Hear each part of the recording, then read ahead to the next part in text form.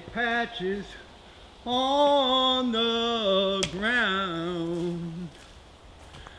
Oh, 9 days of loneliness. Oh, 9 days of pain. Don Fendler's gone and lost himself on a mountain up in Maine.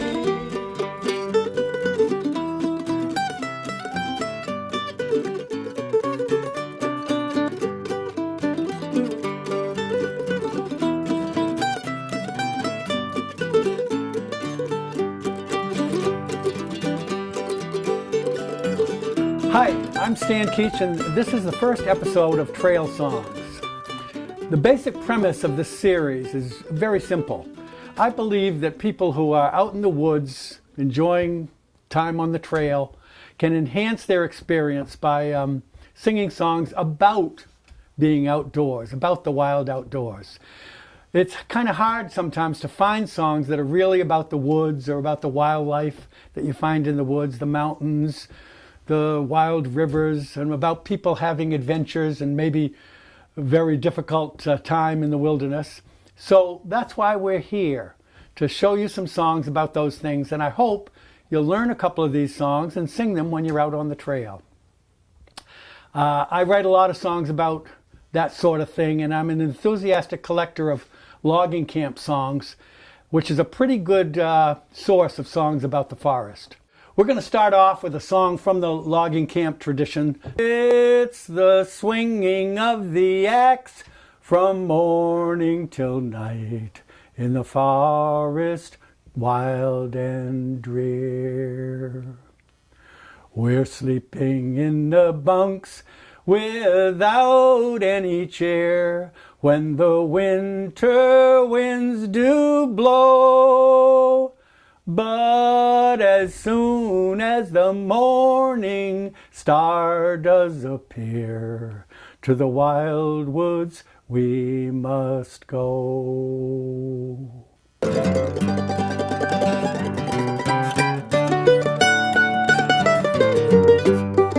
I was a kid, my dad did a lot of trout fishing in Maine's Baxter Park and other wild places up here. So this song that Julie's going to sing, Trout on the Line, is basically about that experience. Back in the day, the best times I had were up in the North Woods fishing with Dad.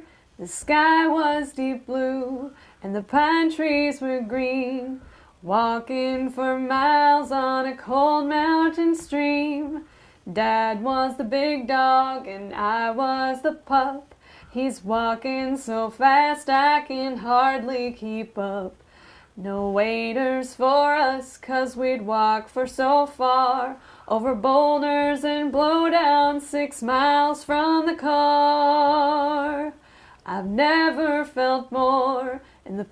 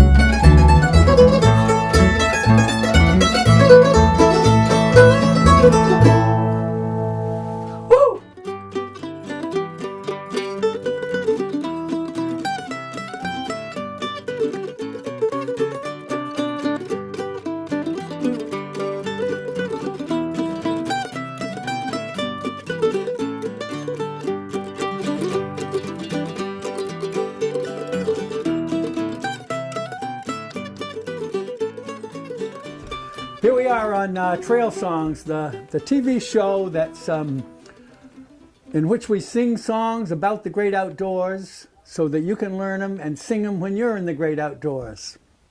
And I'm Stan Keach, and Julie Davenport's back here with us again.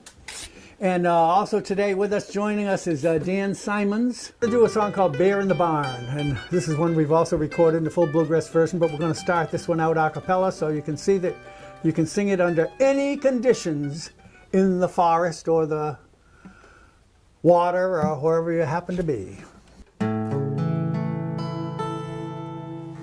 Little Benny lived with his mother and brother on a little hillside farm. Benny came running in the kitchen and cried, "There's a big black bear in the barn.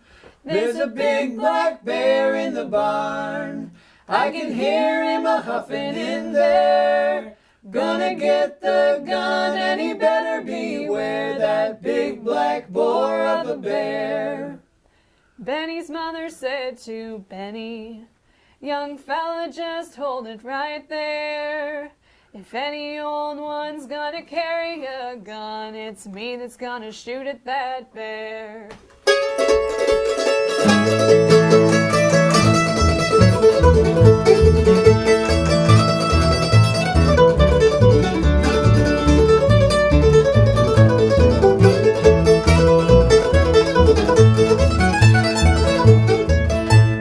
Benny's mother looked out the window, and there in the shady barn door, little beady eyes and covered with flies, was the bear. He was a big black boar.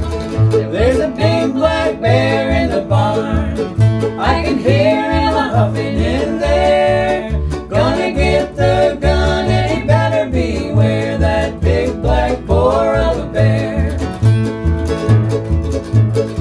Let's go to Eileen. I live on Vancouver Island. And we're singing and traveling across the blue waters, rapids and white caps. Hey, bring them on. There's nobody here but the bears and the otters. So we're paddling swift and we're paddling strong.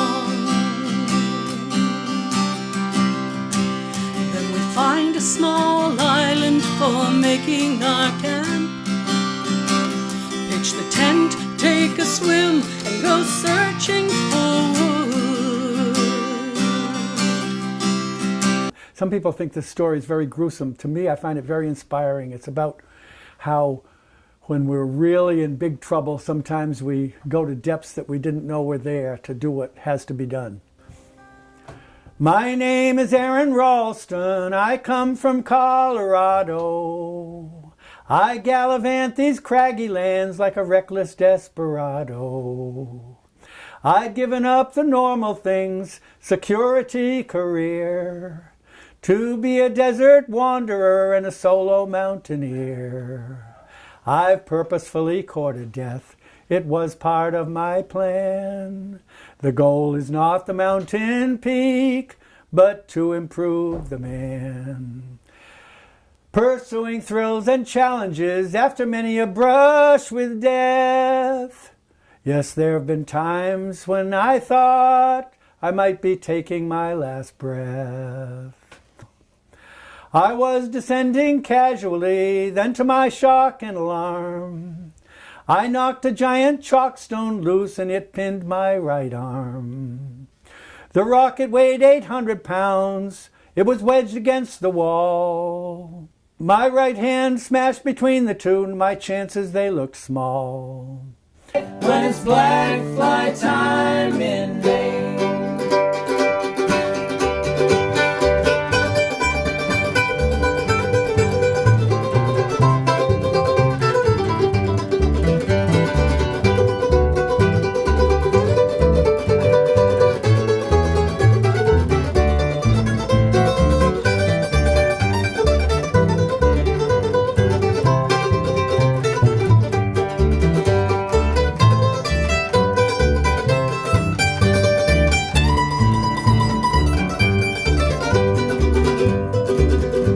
Mosquitoes can be pesky, and it's no fun when they bite.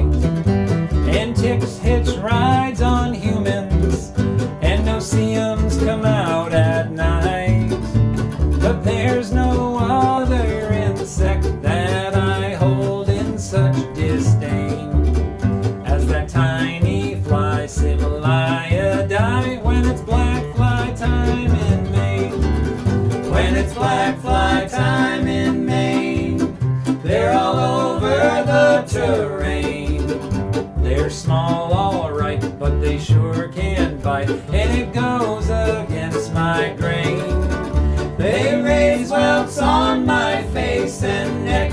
my slapping is in vain. And that is why you can hear me cry when it's black fly time in Maine. When it's black fly time in Maine. This next song, The Knife Edge, that Julie's going to sing, is a true story about two women, both I think about 40 years old, who climbed Mount Katahdin in 1963. And the thing is, the Knife Edge, this mile-long thin ridge, forms a kind of amphitheater around Chimney Pond.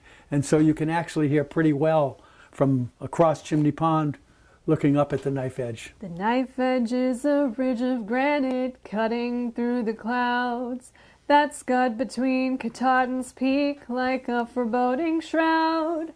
A mile of rugged hogback shaped like a splitting wedge. Both beauty and grave danger can be found on the Knife Edge.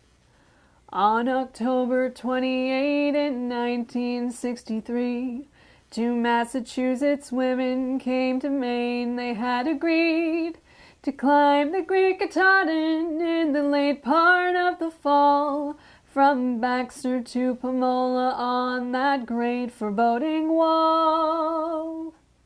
Both beauty and grave danger can be found on the Knife Edge. Both beauty and grave danger on the Knife Edge. Both beauty and grave danger on the Knife Edge.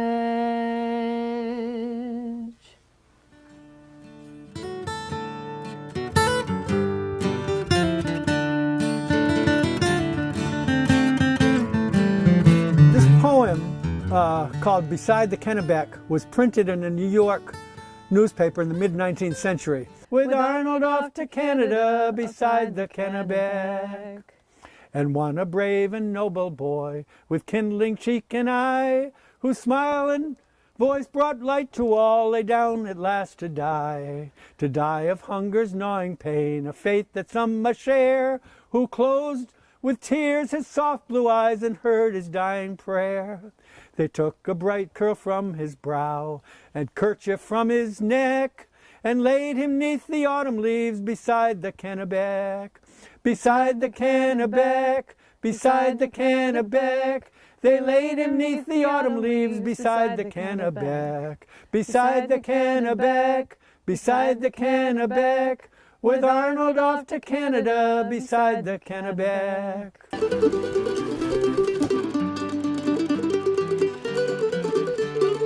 Okay, I'm going to teach you a song now.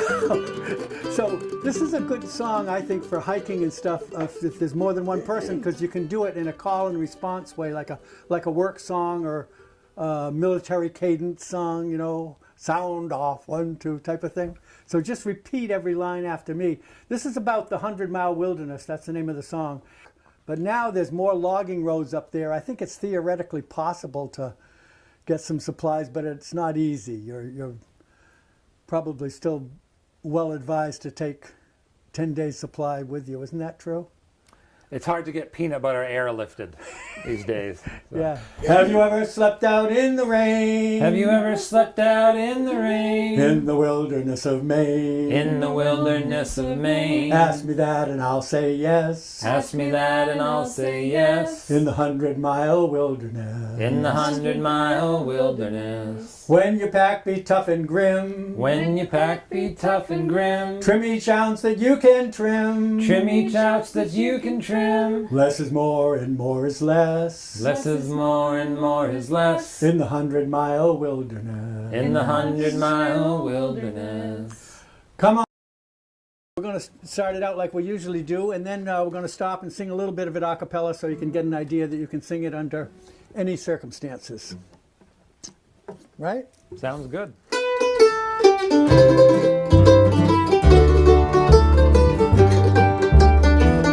Oh, there's a place that my heart sighs for, a place I long to see again. Just just a pine log cottage by a little trout pond, my childhood home in the heart of Maine. Snow-covered mountains on the horizon. You can hear the chirping of the chickadees, where the salmon spawn on the Kennebec River, and the moose and deer browse neath the evergreen trees.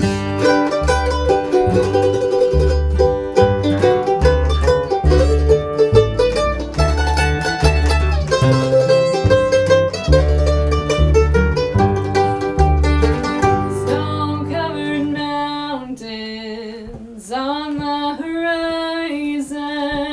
You can hear the chirping of the chickadees, where the salmon spawn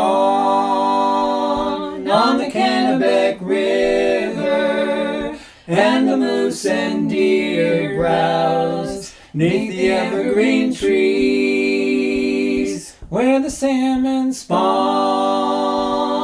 on the Kennebec River, and the moose and deer browse neath the evergreen trees.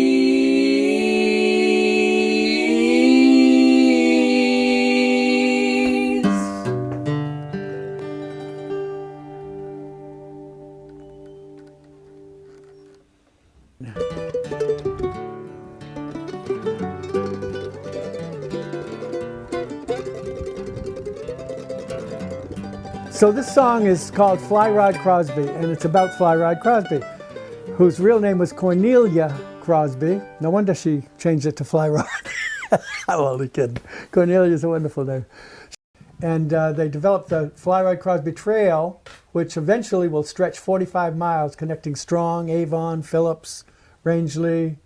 What else is up there? Sandy River, Dallas. You know, all those big metropolises. Langtown. In fact, Bud lives up there in Madrid, so he's always on the Fly Rod Crosby Trail. Fly Rod Crosby's born and raised in the town of Phillips, Maine. She hunted and she fished until the whole world knew her name. Riding the narrow gauge railroad and look over, who do I see? It's Fly Rod Crosby with some sports, they're headed to Rangeley. Fly Rod Crosby, she's tracking caribou. Fly Rod Crosby, catching trout and salmon too. Fly Rod Crosby, she's rambling all about. She can cast a fly, she's an old dead-eye, she's the main guide, there's no doubt. She can lay out a fly line better than any sport about. Bull moose, bull moose, bull moose, the mighty bull moose.